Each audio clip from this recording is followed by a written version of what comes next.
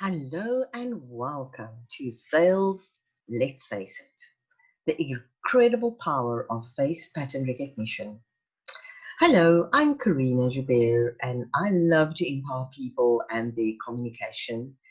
And I am so happy to bring you this fantastic module where I'm going to teach you to look at faces differently.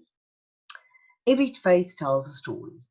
And face pattern recognition is accurate, unique, and everybody can use it. What is more important is that you could read people's faces like a book, and that will empower you in everything you do.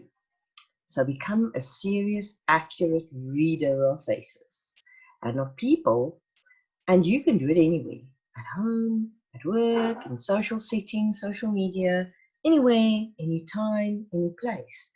It is as flexible as that. The accuracy with official statistics revealed from the founders are between 88 and 92%. The uniqueness of it is based on the physical structure of the human face and its components, and everyone can use it. You'll be able to analyze a face and instantly know the best way to talk to this person in front of you. So let's look at what you will be learning during this online workshop. We're going to start, and that's what we're doing in this video today, the introduction and the history. And then every week we will be doing a different face pattern. And in each one of those, there will be detail of the pros and the cons, and you will be able to identify which one you associate yourself with. So week 1 is the eyes, week 2 the lips and the eyebrows, week 3 the nose, and week 4 the face and the head. Throughout this workshop, you will identify the pattern of yourself and of other members, and then you will have some practical exercises to utilize this and get to know it better. So let's start with the introduction. I like to start by taking nature into the context of people. We so quickly forget that we are also part of nature. And if we just look at horses for courses, which is such a great saying, and we just look at the built of a purpose of a horse, the cart horses versus the race horses. Your cart horses is built to be able to pull these huge carts with strength, and the race horses is built to run fast and win competitions. A cart horse will be able to run a race but will not win. And the racehorse will probably be able to pull a cart but will definitely injure himself. So humans are also built for purpose. And we recognize that purpose in the facial structures. So next, when you just in your garden, just look at the birds, all the different ways their beaks are formed, the different places they come from and what they eat. It's all around us. And so is human faces, so that we can identify the people and ourselves and what our horses for courses are. So I'm going to start, and this is not the face, but the legs, which is one more thing we look at in face pattern recognition, is the length of the legs. Now, the length of the legs is looked at in conjunction with the ratio to the length of your torso. And if you look at yourself, and there is an explanation of how to actually measure that in the next 2 slides. If you have longer legs than your torso, and you'll know that if you always have to buy a one pant size bigger because your legs are too long, otherwise your legs look too short and the pants are too short. The pros of this is people with longer legs are built to sit for long periods. They have very gracious movements with rhythm, and they will enjoy a desktop job. The con is that they need to make sure that they don't stand on their feet for too long, because that will definitely give them some backache and body aches. But they also need to force themselves to have some balanced exercise that they do. And for them, the challenge is to exercise and to walk. If we look at people with short legs, that's where the legs are shorter than the torso. For when you go and buy pants, as they're always too long, uh, they're able to stand for long periods, and they have stocky, quick, fast movements. They enjoy jobs where they walk around and move around a lot. And they become very irritable when they sit for long periods. And they may even have tight muscles and again, back problems from sitting for too long. So the challenge for them is to not sit for long periods.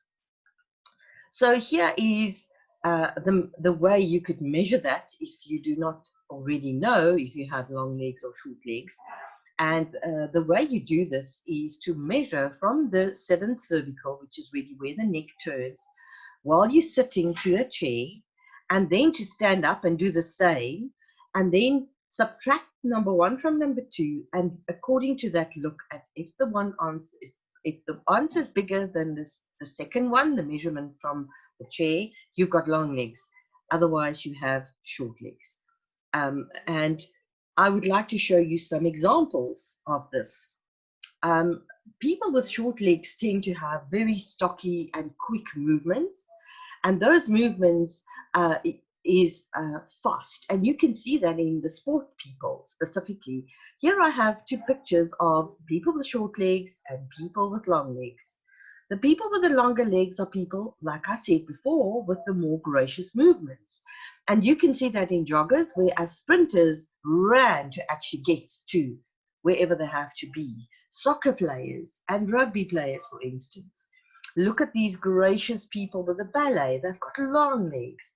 And just look at all these rugby players. They all have very short legs because they need to get to that ball fast. And they've got very, very long torsos. So you can just see by that these, in practice, you can see how these theories are applied and how does it really work. These people not even knowing that they've got long legs or short legs. We also have a situation where people's legs as well as their torsos are exactly the same size, the same length. And those people would not care either way. They are what I would call in the middle, and they do not mind sitting, or they do not mind standing a long time. And you will also find that throughout the face patterns that we have the same. So they're kind of in the middle. They don't mind either one of the 2 sides. So the power of these techniques are really staring you right in the face.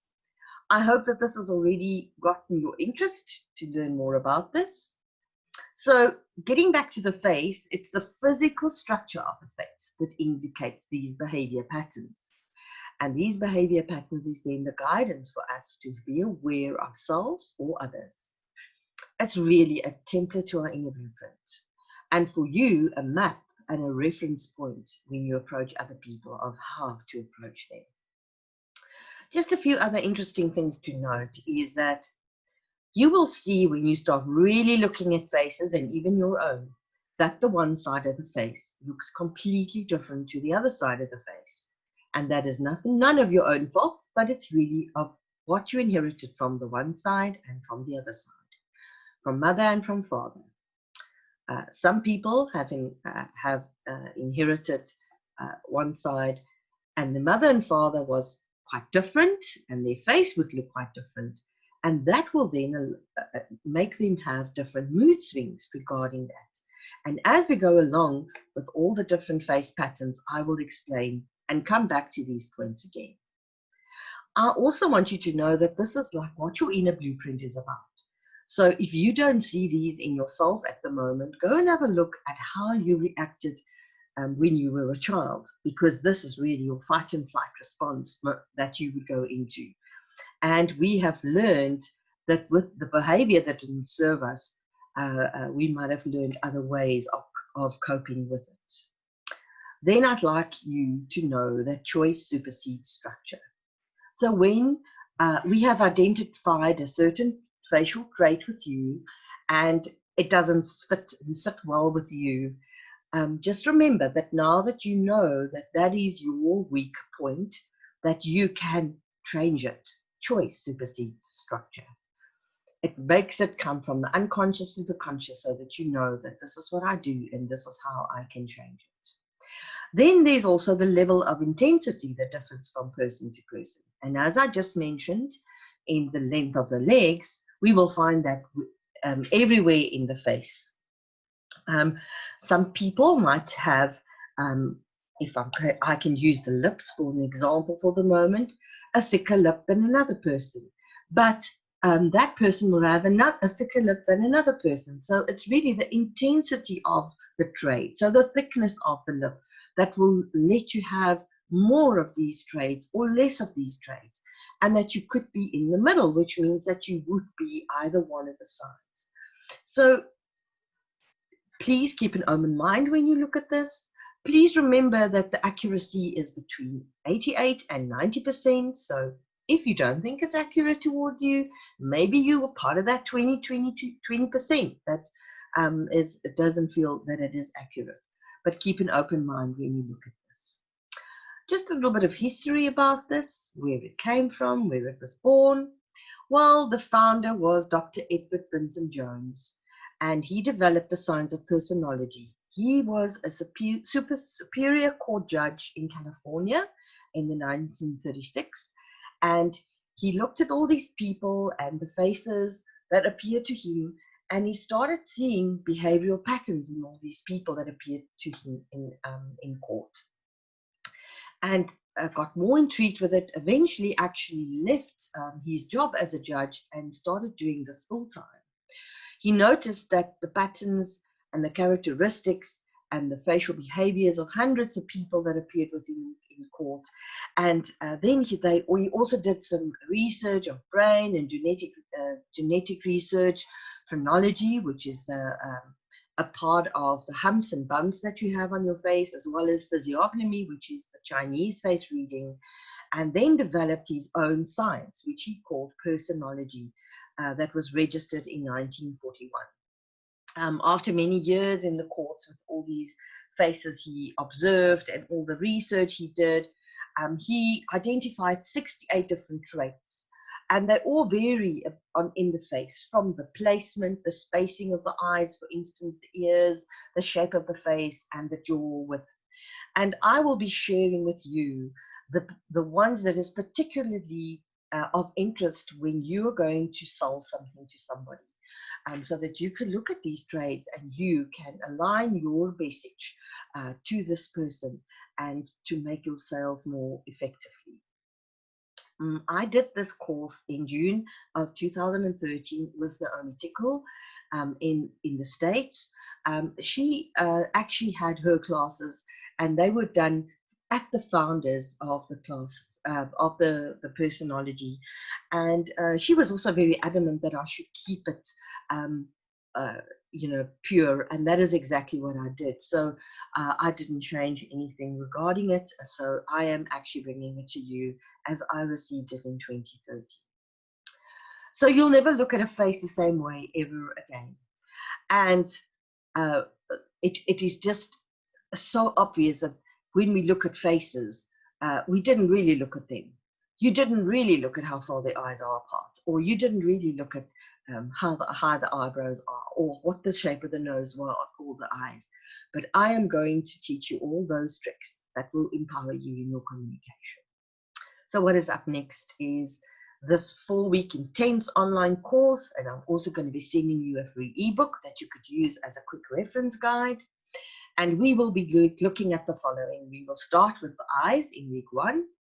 Then we will look at the lips and the eyebrows, the nose, and week 4, the face and the hair. If you have any questions regarding anything, please let me know and I will answer them. I will also, if you're interested and want to join us, we will be adding you to a private Facebook group as well as a private WhatsApp group where we will be sharing more information, and the units will be recorded that you can go and look at any leisure of time and work through them. I will also have an online Zoom call once a week where I will answer questions and just prepare you for the next week's information. I really hope that you will be joining me in this wonderful exploring of faces. Thank you so much. Hear from you again soon. Goodbye.